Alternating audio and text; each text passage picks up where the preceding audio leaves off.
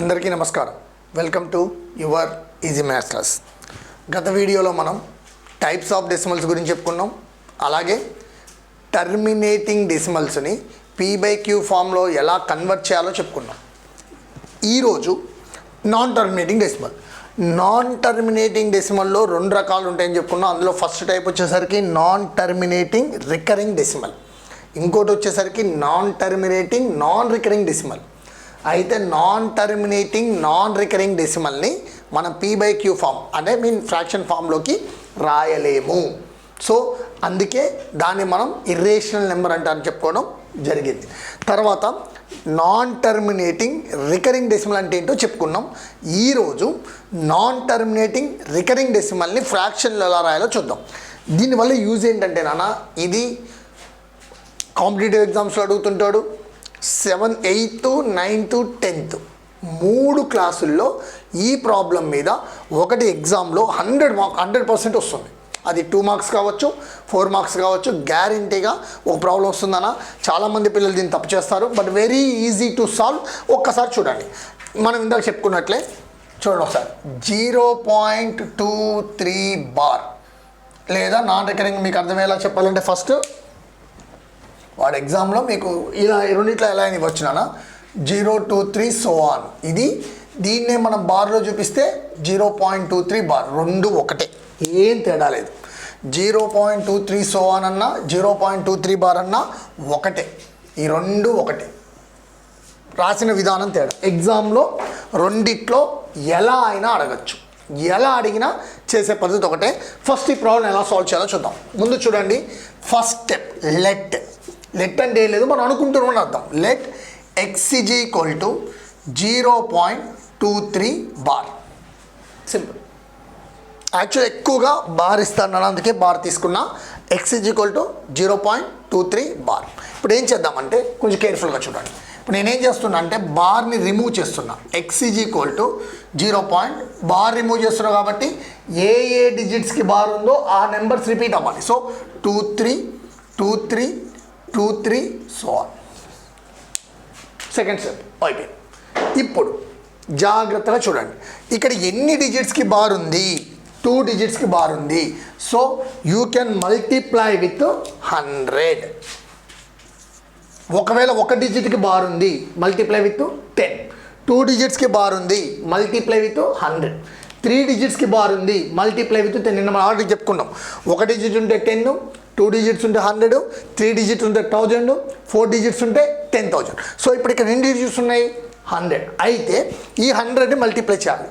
ఎటువైపు చేయాలి? LHSలో చేయాలా, RHSలో చేయాలా? అంటే ఇటు సైడ్ చేయాలా, ఇటు సైడ్ చేయాలా? ఎప్పుడైనా గుర్తుపెట్టుకోండి, మనం ఒక మార్పు, అది మల్టిప్లికేషన్ కావచ్చు, ఎడిషన్ కావచ్చు, సబ్ట్రాక్షన్ కావచ్చు, డివిజన్ కావచ్చు, మీరేదైనా కొత్త దాన్ని చెయ్యాలి అంటే అయితే రెండు వైపులా చేయాలి, లేదా అసలు చేయకూడదు. ఒక్క సైడ్ మాత్రం చెయ్యొద్దు. ఒక సైడ్ చేయడం వల్ల ఏమవుతుందంటే దీని వాల్యూ మారిపోతుంది. అంటే ఎప్పుడైతే ఉందంటే అర్థం ఏంటి? ఇది సేమ్ అని. ఎప్పుడైతే నువ్వు ఇటు పెంచావో ఇది పెరుగుతుంది కదా, అంటే ఆ ఈక్వాలిటీ ఏమవుతుంది? మిస్ అవుతుంది. అందుకోసం మనం ఏది చేసినా రెండు వైపులా చేస్తాం.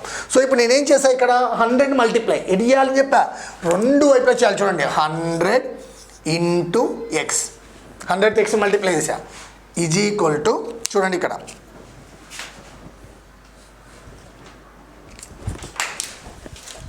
చూడండి, x అలాగే ఉంచా, 100 మల్టిప్లై చేసా. మళ్ళీ ఇటు కూడా చూడండి, 0.23 సో ఆన్. ఏం చేయాలి? × 100. ఓకేనా? చూడండి, బోత్ సైడ్ 100 మల్టిప్లై చేసా. ఆల్మోస్ట్ ఎండింగ్ వచ్చేసింది అన్న ప్రాబ్లం. ఇప్పుడు ఈ స్టెప్ ఒక్కటి బాగా గుర్తుపెట్టుకోండి, చాలా ఇంపార్టెంట్. ఇక్కడ ఎన్ని జీరోస్ ఉన్నాయి? 2 జీరోస్. ఈ పాయింట్ అన్ని సైడ్స్ రైట్ సైడ్ వెళ్ళాలంటే ఇటు డైరెక్షన్లో వెళ్ళాలి. అంటే ఎన్ని పాయింట్లు ఉన్నాయి? 1 కాబట్టి చూడండి, 1 2 అంటే పాయింట్ ఎక్కడికి రావాలి? ఈ ప్లేస్కి రావాలి. ఎక్కడికి రావాలి? పాయింట్ ఈ ప్లేస్కి రావాలి. ఎందుకు ఇక్కడికి వచ్చింది? × 100 చేసినప్పుడు 2 డిజిట్స్ ముందుకు వెళ్తుంది. సో ఇప్పుడు చూడండి, నేను రాస్తున్నా 100 × x 100x = పాయింట్ ఏమైంది? 2 పాయింట్లు పోయింది కదా, నేనేం రాసుకోవచ్చు? 23 పాయింట్ చూడండి 23 23 2 3 సో అని చెప్పాక ఎన్ని 2 3 లైన్ రాసుకోవచ్చు సార్ ఇక్కడ 4 ఉన్నాయి ఇక్కడ 6 అని కాదు నువ్వు 20 రాసుకో 30 రాసుకో నీ ఇష్టం ఓకేనా ఎనీ డౌట్స్ ఇక్కడ వరకు ఇప్పుడు నెక్స్ట్ స్టెప్ ఏం చేయాలి దీన్ని ఈక్వేషన్ నెంబర్ 2 అనుకోండి ఇప్పుడు ఇది ఉంది కదా దీన్ని తీసుకొచ్చి దీని కింద రాయండి X is equal to point కింద పాయింట్ 0 తర్వాత 2 3 2 3 2 3 సో ఆన్ ఇప్పుడు ఏం చేద్దాం సబ్ట్రాక్షన్ ఏం చేద్దాం ఇక్కడ ఏం లేదంటే ఏమున్నట్టు 1 చూడండి సబ్ట్రాక్షన్ చూడండి 3లో 3 పోతే 0 0 0 0 0 0 అంటే పాయింట్ తర్వాత ఏమీ లేవు 3లోంచి 0 పోతే 3 2 ఈజ్ ఈక్వల్ టు 100లోంచి 1 పోతే 99x x is equal to 23/99 so X అంటే ఏమనుకున్నాం మనం 0.23 bar so therefore 0.23 bar is equal to 23/99 subtract చేసేటప్పుడు ఎప్పుడైనా గుర్తుపెట్టుకోండి ఏమేమి తీసుకోవాలంటే ఇది సెకండ్ వన్ ఇది ఫస్ట్ వన్ సో మనం ఏం చేయాలి ఇక్కడ 2 - 1 సెకండ్ ఈక్వేషన్ నుంచి ఫస్ట్ ఈక్వేషన్ సబ్ట్రాక్ట్ చేయాలి ఈ విధంగా ప్రాబ్లం చేయాలన్నా ఒకసారి చూసుకోండి ఓకేనా ఈ ప్రాబ్లం చూడండి ఇందాక ప్రాబ్లంకి ఈ ప్రాబ్లంకి తేడా ఏంటంటే ఇందాక హోల్ పార్ట్లో 0 ఉంది ఇక్కడేముంది 1 ఉంది సార్ సింగిల్ డిజిట్ పెట్టుకోవాలంటే అవసరం లేదు మీ ఇష్టం ఇంకోటి కూడా పెట్టుకోండి నో ప్రాబ్లం 11.24 ఏం పర్వాలేదు ఎలా చేయాలో చూద్దాం చూడు ఓకేనా ఈ ప్రాబ్లం చూద్దాం let X is equal to 11.24 ఏం లేదు నేను దాన్ని ఎక్స్ అనుకున్నా నౌ బార్ రిమూవ్ చేద్దాం X is equal to 11.24 so on ఓకేనా ఇప్పుడు ఇక్కడ చూడండి ఎన్ని డిజిట్స్కి బార్ ఉంది 2 డిజిట్స్ అప్పుడు ఏం చేయాలి multiply with 100 so 100 into X is equal to 11.24 so on into 100 so ఇప్పుడు ఇక్కడ దీన్ని ఏమనుకుందాం ఈక్వేషన్ నెంబర్ 1 అనుకుందాం ఒక్క నిమిషం మీకు అర్థం కావడం కోసం దీన్ని కలర్ చేంజ్ చేద్దాం యూ కెన్ ఈజీలీ అండర్స్టాండ్ ఓకేనా రైట్ ఇప్పుడు నెక్స్ట్ స్టెప్లో చూడండి 100ని మల్టిప్లై చేస్తున్నాం 100 ఇంటూ ఎక్స్ ఇక్కడ 100తో మల్టిప్లై చేసినప్పుడు డెసిమల్ పాయింట్ ఏమవుతుంది రైట్ సైడ్ వెళ్తుంది ఎన్ని జీరోస్ ఉన్నాయి 2 జీరోస్ ఎందుకు వెళ్తుంది మీరు పక్కన మల్టిప్లై చేసి చూస్తే మీకు తెలుస్తుంది ఆటోమేటిక్గా so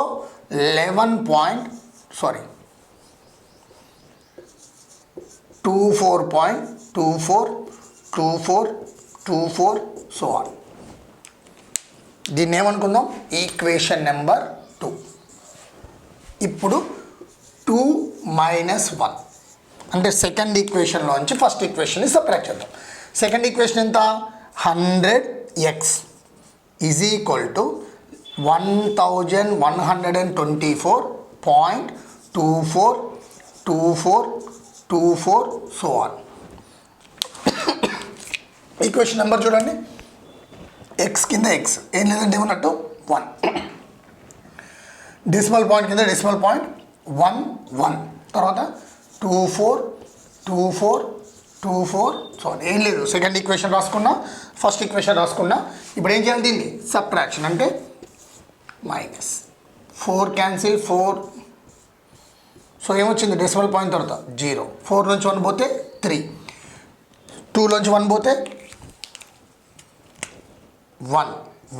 1 is equal to 99x so x is equal to by 99 x అంటే మనం ఏమనుకున్నాం already 11.24 bar is equal to 1113/99 this is the answer check చేసుకోండమ్మా ఈ ప్రాబ్లం చూడండి ఇక్కడ ఏంటంటే ఇందాకటి దాకా మనకున్న డెసిమల్ పాయింట్లో ఉన్న అన్ని డిజిట్స్కి బార్ ఉంది ఫస్ట్ దాంట్లో 0.23 బార్కి ఉంది నెక్స్ట్ దాంట్లో 11.24 ఉంది బట్ ఇక్కడ చూడండి 21 ఉంది బట్ బార్ మాత్రం ఒక్క డిజిట్కే ఉంది ఇలాంటప్పుడు ఏం చేయాలి first let X is equal to 14.2 దేనికి బార్ ఉందో ఆ ఒక్క డిజిటే రిపీట్ అవుతుంది, అంటే ఇక్కడ 1 ఒక్కటే రిపీట్ అవుతుంది. ఇది గుర్తుపెట్టుకోండి. దేనికి బార్ ఉంటే ఆ ఒక్క డిజిటే రిపీట్ అవుతుంది. So x is equal to 14.2111 so on. So ఇప్పుడు దీన్ని ఏమనుకుందాం మనం, ఈక్వేషన్ నెంబర్ 1. Equation number 1. ఇప్పుడు ఏం చేద్దాం, ఎన్నిటికి బార్ ఉంది, ఒక్క డిజిట్కి బార్ ఉంది కాబట్టి ఏం చేయాలి, దానికి multiply by 10. So 10 into x is equal to 14.211111 so on into 10.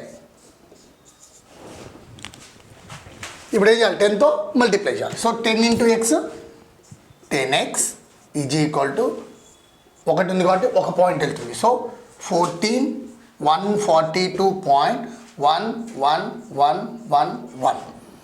This is equation number so on. This is equation number 2.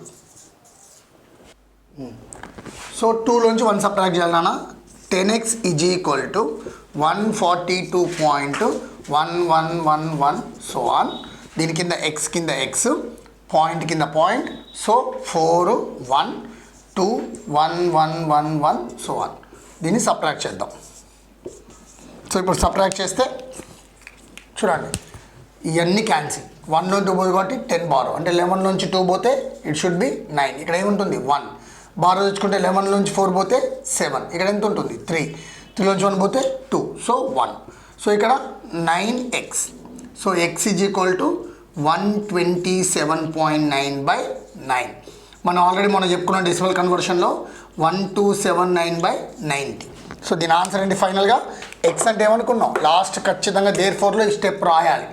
14.21 bar is equal to 1279/90. Very important model నాన్న, గ్యారంటీగా ఎగ్జామ్లో ఈ క్వశ్చన్ వస్తుంది ఈ మోడల్లో. సో ఈ మోడల్లో బాగా ప్రాక్టీస్ చేయండి. ఒక నిమిషం చూసుకోండి. ఓకే అమ్మా. సో ఆ మోడల్లో ఈ 5 ప్రాబ్లమ్స్ని ప్రాక్టీస్ చేసుకోండి. గ్యారంటీగా 4 మార్క్స్ క్వశ్చన్ వస్తుంది. సో మీ అందరికి అర్థమైంది అనుకుంటున్నా.